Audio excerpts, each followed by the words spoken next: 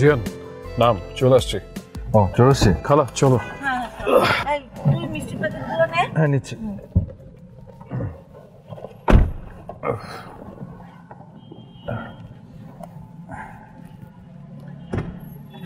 খালা আসো। বাসা তো ঠিকই আছে। কি ব্রেক মারলি কেন? না মানে তুই শিওর যে এই বাসা? হ্যাঁ কেন কি স্যার?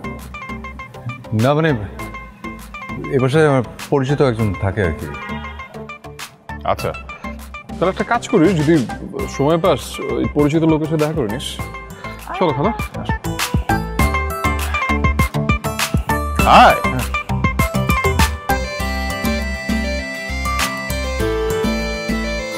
আপা এ হচ্ছে আমার ছেলে জিহান। আসসালামু আলাইকুম। ওয়ালাইকুম আসসালাম বাবা, ভালো আছো? জি আচ্ছা। আর এই হচ্ছে আমার বোনের ছেলে রাহাত, ওর জন্যই আমরা আপনার মেয়েকে দেখতে এসেছি। আসসালামু আলাইকুম আন্টি। ওয়ালাইকুম আসসালাম। বাহ তুমি তো বেশ লম্বা। আপা আমার লম্বা ছেলেই খুব পছন্দ। বাবা তুমি কি করো? আন্টি আমি একটা মাল্টিন্যাশনাল কোম্পানিতে আছি। আচ্ছা আসসালামু আলাইকুম। মাশাআল্লাহ মাশাআল্লাহ, মেয়ে অনেক সুন্দর।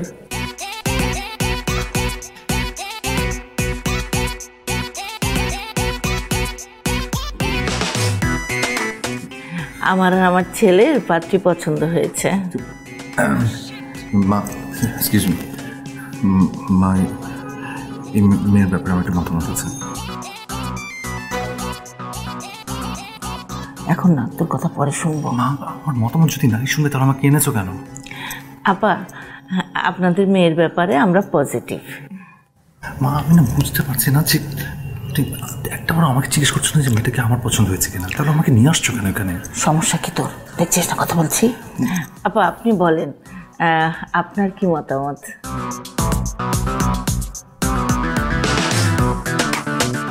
আমার কোনো আপত্তি নাই, আমি রাজি।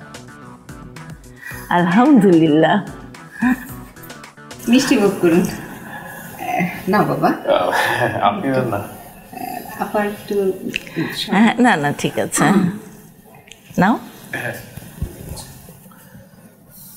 এসো, তোমাকে আমার জরুরি কথাটা বলতেই হবে, এখানে বসো।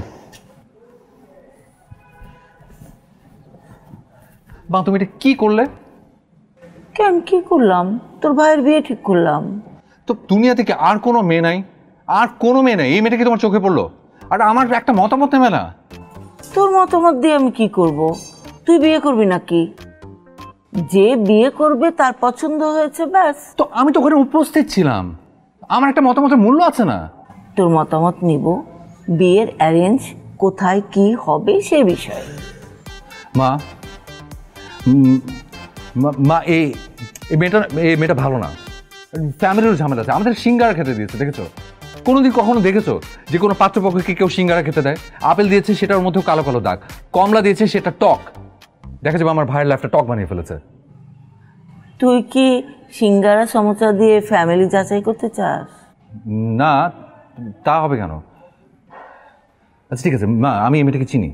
চিনিস, ভালো কথা। কিভাবে চিনিস? চিনি চিনি আর কি, কিভাবে চিনি সেটা পরে বলছি, কিন্তু তার আগে বলার কি মেয়েটার কিন্তু ঝামেলা আছে। ঝামেলা মানে? ঝামেলা মানে মা মেয়েটা ভেরি ডেঞ্জারাস। আমি মেয়েকে হাড়ে হাড়ে চিনি। তুমি জানো এই মেয়ে কি করে? এই মেয়ে তোমার ইয়ে খায়, ওই তোমার সিগারেট। শুধু সিগারেট না, এই মেয়ে কি করে জানো? এই মেয়ে তোমার ইয়েতে যায়, পার্টিতে গিয়ে ইয়ে করে, ড্রিঙ্ক করে ইয়েদেরকে থাপড়ায়, ইয়েদেরকে মানে ছেলেদেরকে। বুঝতে পেরেছি তোর মেয়েটাকে পছন্দ হয়নি, তাই তুই বানিয়ে বানিয়ে এই কথাগুলি বলছিস। আমার কিন্তু সেরকম মনে হলো না মেয়েটাকে দেখে, সত্যি লক্ষ্মী একটা মেয়ে মনে হয়েছে। মা তুমি তোমার যে ছেলের কথা বিশ্বাস করছো না? আমি তোমার ছেলে মা, তুমি আমার কথা বিশ্বাস করছো না?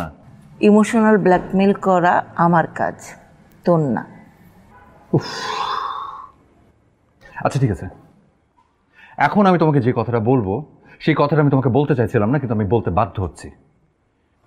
এই মেয়ের